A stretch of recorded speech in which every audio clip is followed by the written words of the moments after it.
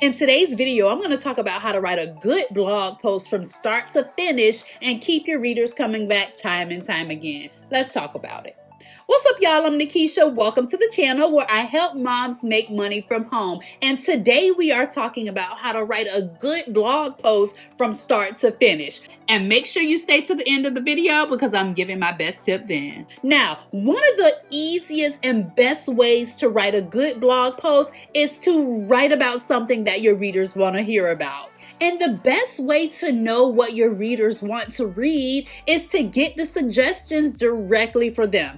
If you're already on social media and you're talking to your audience or you're writing blog posts already, usually they are going to respond back to you with feedback about what they want to see or hear. Now, I know you might say, I'm at the place where nobody's talking back to me. No one's commenting to me. If I ask them, they don't tell me. But sometimes you kind of got to read between the lines. Are they asking you specific things about what you're sharing on social? Are they asking you questions you never would have even imagined they want to hear from you? Yeah, those are the things that you need to be writing about. Pay attention to your Instagram story replies. Are they responding more to one thing than they are to other things? Look at your comments on Instagram, on YouTube, underneath your blog posts. And if you just can't get an idea from that, make sure you check your analytics on Instagram and your blog. Those posts that are getting more traction than others, more than likely your audience likes them. So start to create some more content around those topics. Now, once you've come up with ideas to write about, then you want to research your topic. Aside from getting my audience feedback, one of the ways I like to research my topic is to do a quick Google search on it. The reason I do that is because I want to see what other articles there are out there and what people are talking about. What information are they giving and what information are they leaving out? Because the point is you want to make sure that your post is ranking. So you want to make sure you're filling that post up with good, juicy value that people want to read. Now, the next thing I like to do is also come over on YouTube and type my topic into the search here on YouTube because same thing. I want to see what people are talking about, what type of information they're giving, and how they're giving value about that topic. And so once I see that, I think about how can I put my sauce on it, right? I'm like, okay, they gave that information. I'm going to give this because a lot of times people are real vague with their information. See, I'm not stingy. One thing about it, two things for sure. I give resources and tools when I talk about things. So if they're talking about a specific topic and they didn't give you a tool to find it, I'm like, yes, I'm going to do it. And I'm going to give my people the tool, to go with that. Because guess what? I want to rank high in the Google search for my blog post. Obviously, I'm going to put a video attached to that blog post. And so I want to try to rank in YouTube and Google for that topic. Then after I've done all of my research and figured out what my people want to know, then I create an outline for that blog post. So I just simply go step by step on the things that I want to talk about in that post. And the first step in outlining that blog post is coming up with a blog post title. Now, you may already know that the title is what gets people to click. You want them to see that title and say, oh my gosh, I gotta read that. So one of the things I like to do is to use a tool to make sure that I'm using headlines that are going to capture people's attention. One headline analyzer that I've been using for a while is CoSchedule. CoSchedule is a social media planning app that has this headline analyzer that you literally can put the title of your blog post in, and it'll give you feedback on whether it thinks it's good, if you should change it. Like, I really like it. But recently, I was introduced to another headline analyzer that I really liked as well, and it's called Share Through.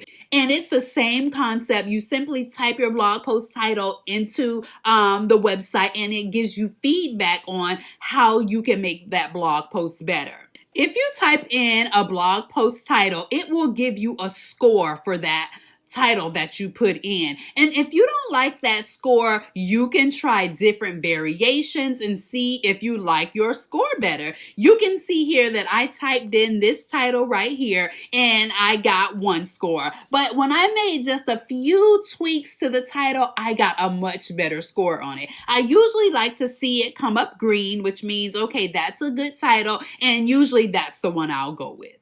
Now, after I come up with the blog post title, then I break the blog post down into sections. So basically, I put the major categories in which I'm going to talk about within that blog post, and then I put subcategories underneath those. So when I'm doing these in-depth posts, I like to make sure that my H2 headings, which not the title, then you have your major categories. Remember I talked about the major categories? I like to make sure that some of my H2 headings are answering other questions. For example, in this blog post, I am writing about my blogging tools and resources. So within that post, I want to answer questions that people have around this topic. Now, if this is something that I have not been talking to about my audience or they haven't given me any feedback on it, I will go to a website called Answer the Public. Now, Answer the Public will give you questions around the topic that you type into the search. So I'll typically take some suggestions from Answer the Public and use them in some of my headings in the blog post just to make sure that I'm offering extreme value in that post. So for instance, in this blog post, I'm talking about my blogging tools and resources, and someone may be asking favorite blogging tool or best blogging tool. I'm going to make sure I'm using those terms in some of my headings in my post. Now, after I've outlined that post, I like to find a good keyword. Now, a good free site that I have been using is called Ubersuggest, and I will simply type my keyword in Ubersuggest and see what it comes back as. If it says easy, that's a keyword I'm good to go with. And if I don't get the easy on the first time, I will keep playing around with that keyword until I get something that makes sense for my post and that I'm going to be able to rank for. Then you write the post. One of the biggest pieces of advice I can give you when it comes to writing a blog post is to write how you speak. Write how you speak. You don't have to make sure you're being all grammatically perfect and all this stuff. You're going to get how I talk, because when you go to my site, I want you to still feel Nakisha in it, and your audience should still feel you in it, right? So write how you talk. However, just make sure you're using good punctuations and grammar. A good way to make sure everything looks good and you're not putting out stuff that has misspellings and everything like that is something called Grammarly. It's a Chrome extension that I use that literally it will underline something in red if it's not spelled right, or if it's like, okay, girl, this phrase right here, this don't make sense, right? And it's like, I get to look at it, but if it's like, that's what I meant, girl, that's these ebonics you don't get, I just be like, okay, Grammarly, thank you for checking me, but But Grammarly is really, really amazing because it pretty much checks your work for you as you're writing. Then you want to make sure that your blog post is skimmable. What do I mean by that? You want to make sure that it's not just one long chunk of text, right? You want to break it up, like I said before, with headings and bullet points and numbered lists and things like that so that it's easy to read. You all know we live in a society where their attention span is not that long anymore. So you want to make sure that you hook them with that headline, with that blog post title, and then it's something that they can literally skim through to see if they really want to take the time to read it all word for word.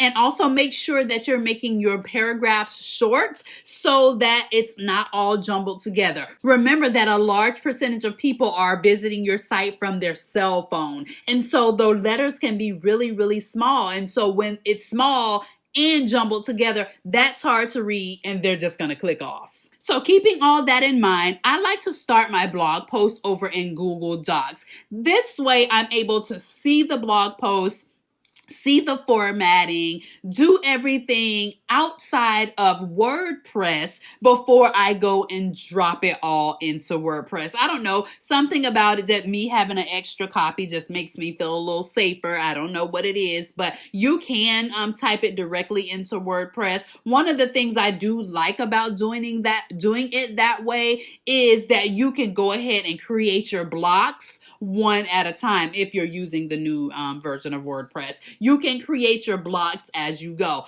However, you also can copy and paste it, and typically if you've done the formatting in Google Docs, it will keep that formatting once you paste it in WordPress, but you do it however you prefer. Just go ahead and write your post now, girl.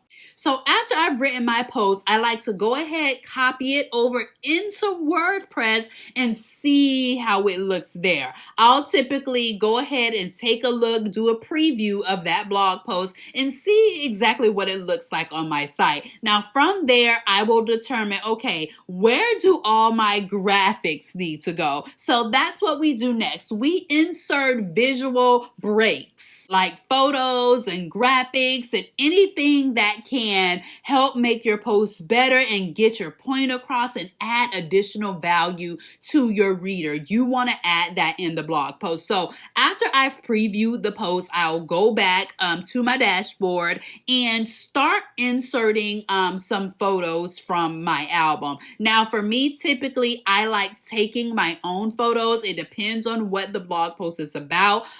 If I didn't take my own photos, I love to use Canva for my posts. They have a large library of free photos that you can use in your blog post, and it works absolutely amazing. It works great because I also use Canva to create my pinnable image for that blog post. You should create a pinnable image for each and every blog post that you do. That is basically a photo that is conducive to Pinterest, and people can take your blog post and pin it over there. Pinterest is a really good place to get traffic for your blog, so you want to make sure that every single post you're creating a pin that goes with your post that can be pinned to Pinterest.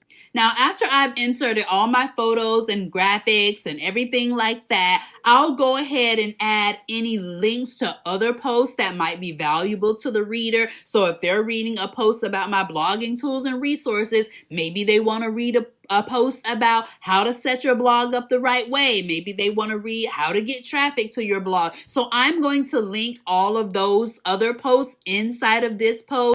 Any products or services I want to refer them to, or anything like that, like I said, that can add value to your reader, and that's going to make that reading experience for them that much better. And then the one thing that I wish I would have learned so much sooner in my blogging career is to share your posts to social media. Share it to friends and family. Share it on forums. Share it in Facebook groups. Share it on YouTube, Pinterest, Twitter, Instagram. Wherever you can think to share that post, share your post. Now, don't be tacky about it, but share your post, because no one is ever going to know you wrote something and how amazing it is if you don't share it. That is one of the biggest rookie mistakes I made in the beginning, is not sharing my stuff. I would write these amazing blog posts from the heart and all this stuff and really wonder why no one came to my site to read them. You have to share your posts out for people to come to your site and see them. And once they're there, they may see other stuff that they like. And then that's when you blow up, girl. You want to blow up.